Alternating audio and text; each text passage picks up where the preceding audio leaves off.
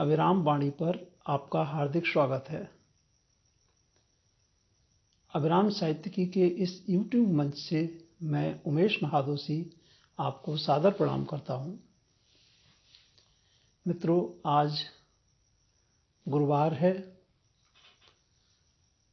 और तिथि है 12 नवंबर 2020।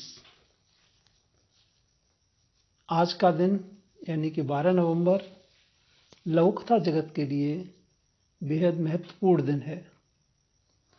आज ही के दिन उस महान व्यक्तित्व ने इस धरती पर जन्म लिया था जिसे कथा साहित्य में एक नया इतिहास रचना था, जिसे कथा साहित्य की सर्वदा एक नई विधा के सृजन का मार्गदर्शन करना था। जी हाँ, मैं बात कर रहा हूँ उस व्यक्तित्व की जिसे लघु कथा का व्यास कहकर संबोधित किया जाता रहा है, यानी डॉक्टर सतीश दुबे साहब। समकालीन लघु कथा में वे वरिष्ठतम थे और उन्होंने वरिष्ठतम की भूमिका का निर्वाह भी बहुत अच्छे से किया। साहित्य में उनका प्रवेश एक व्यंग्यकार के रूप में हुआ था और व्यंग्यकार के रूप में वे स्थापित भी हुए, लेकिन उनका पड़ाव तो कहीं और था। उनके बारे में एक तथ्य यह भी है कि उनके 2 उपन्यास कुर्राटी और डेरा बस्ती का सफरनामा बेहद चर्चित हुए, बहुत महत्वपूर्ण माने गए। यहाँ तक कि डेरा बस्ती का सफरनामा ने अपने प्रकाशन के समय पूरे प्रदेश, यहाँ तक कि सरकार को हिलाकर रख दिया था। उनके लगभग आधा दर्जन कहानी संग्रहों में कई बेहद महत्वपूर्ण थे। कोलाज एक ऐसा संग्रह था जिसकी कहानियां आज के सर्वश्रेष्ठ कहानियों में गिनी जाने योग्य हैं। इस तथ्य के बावजूद डॉक्टर सतीश दुबे साहब ने स्वयं को लघुकथाकार कहलाना ही पसंद किया और पूरे जीवन भर लघुकथा के लिए काम करते रहे। लघुकथा से जुड़ा कोई ऐसा मुद्दा नहीं है, सृजन हो, विमर्श हो, विवादित मुद्दे हों, जहां उनका दखल न रहा हो। नई पीढ़ी को उत्साहित करने में उनकी अहम भूमिका थी। वो लघुकथा को अपने समय से जोड़ने में विश्वास करते थे।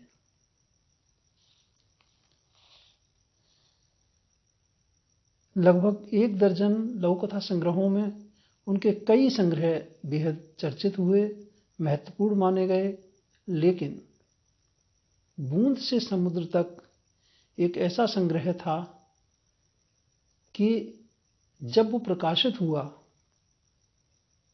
तो लघुकथा में गतिविधियां बहुत ज़्यादा तीव्रता पर नहीं थीं। ऐसे में उस संग्रह ने सन्नाटे को तोड़ा और लघुकथा को महत्वपूर्ण आयाम प्रदान किए। तो ऐसे महान व्यक्तित्व को, ऐसे महान लघुकथाकार डॉक्टर सतीश दुबे साहब को मैं स्मरण करता हूँ और उन्हें स्मरण करते हुए आज की अनूठी लघुकथाएं कार्यक्रम की प्रस्तुति उन्हीं को समर्पित करता हूँ।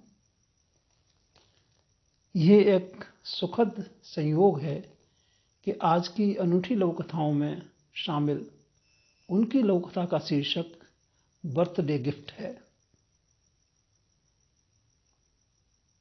इस लघुकथा को पढ़ते हुए मुझे बहुधा ऐसा प्रतीत होता है जैसे बर्थडे गिफ्ट लघुकथा के दादाजी के शरीर में डॉक्टर दुबे सर प्राण बनकर बैठे हों।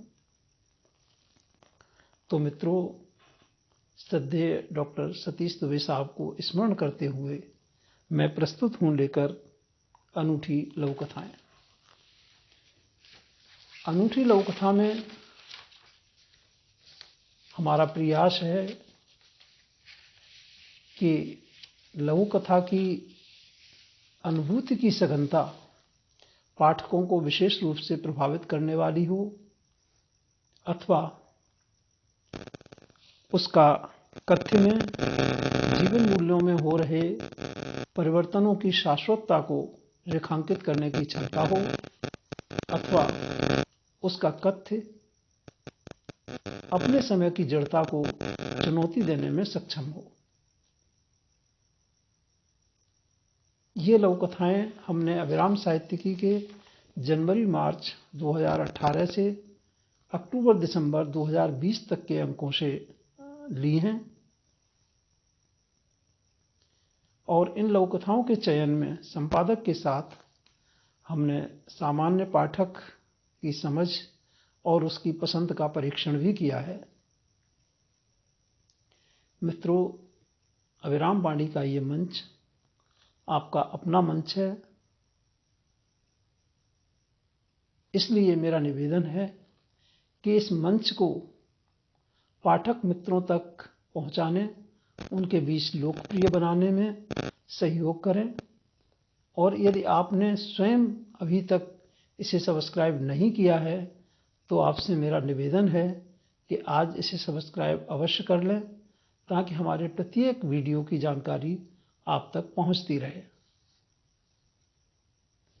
जैसा कि आप जानते हैं, अनूठी लघुकथाएं शीर्षक इस कार्यक्रम में प्रत्येक गुरुवार और रविवार को दो लघुकथाओं का पाठ किया जाता है, जिनमें से पहली लघुकथा का पाठ उमेश महादोशी यानी मेरे द्वारा और दूसरी लघुकथा का पाठ क्रमशः गुरुवार को अभिराम साहित्यिकी की संयुक्त संपादक डॉक्टर संध्या तिवारी जी के द्वारा और रविवार को सह संपादक सुश्री ज्योत्सना कपिल जी के द्वारा किया जाता है।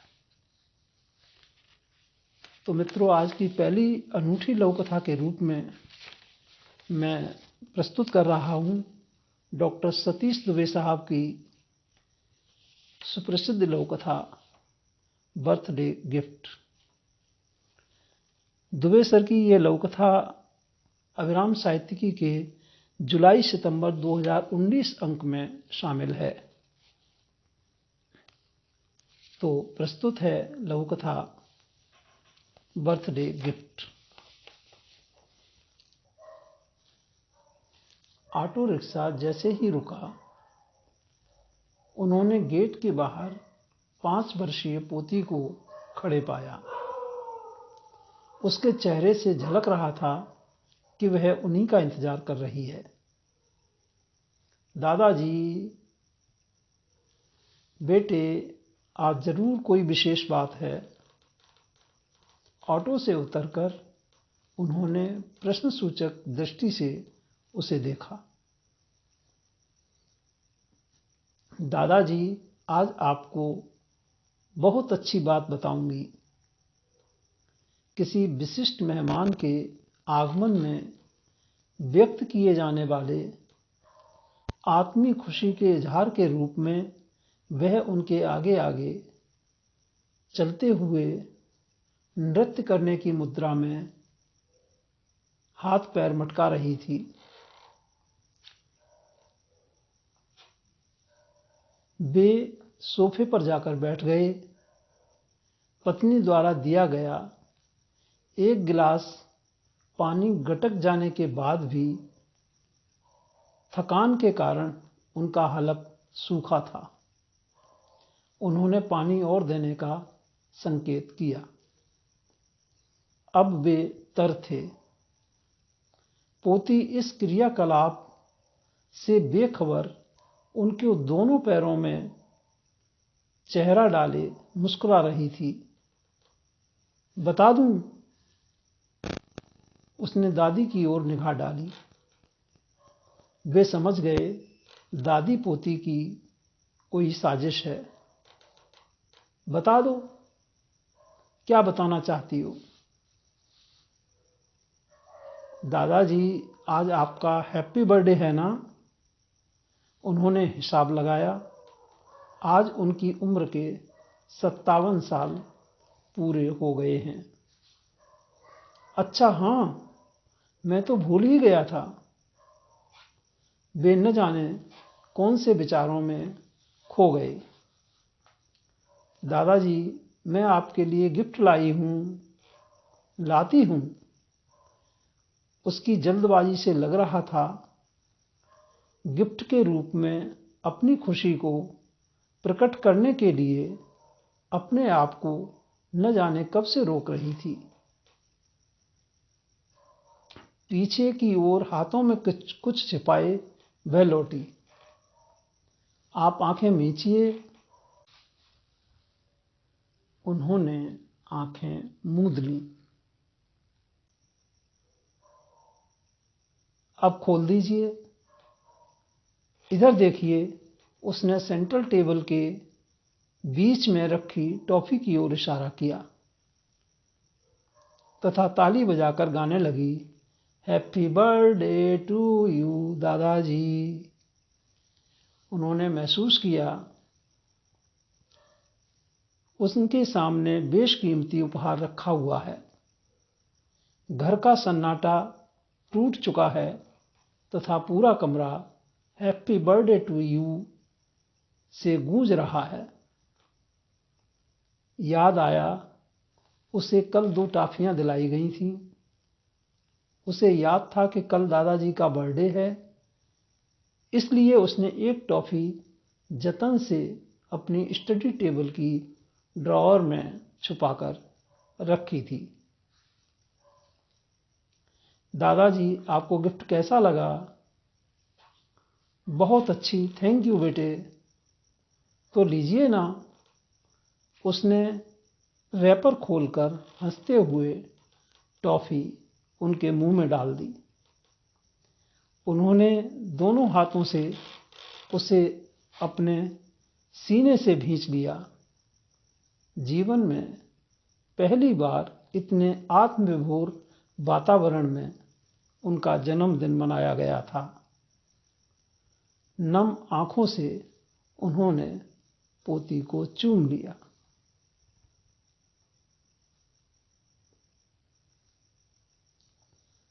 तो मित्रों, ये थी डॉक्टर सतीश दुबे साहब की लघु कथा बर्थडे गिफ्ट।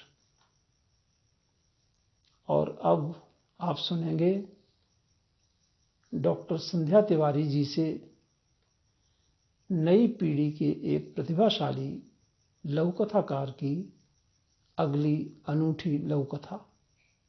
डॉक्टर संध्या तिवारी।